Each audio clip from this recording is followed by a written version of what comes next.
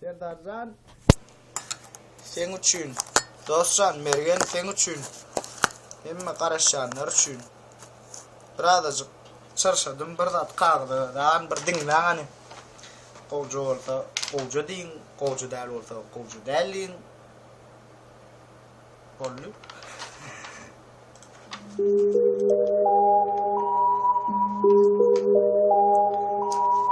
Sayç.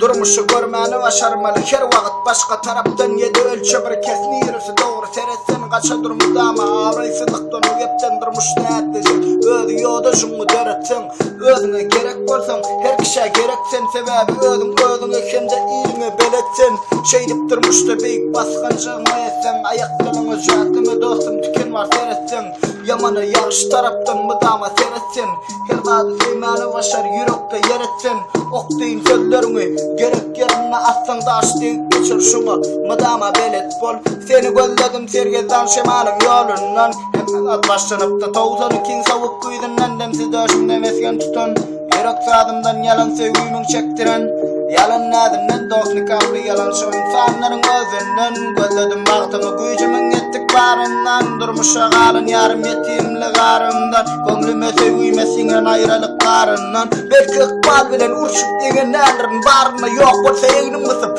var olsa ondun barından ilkinci sevgimesinen tuttu kara kavrın darına emma umuyordum edemedim yanlanyan yürek sadımdan durmuş yarası bitmedi bir ömür geçti adımdan yılladı ve yetmek ardı bu kaynaya kanımda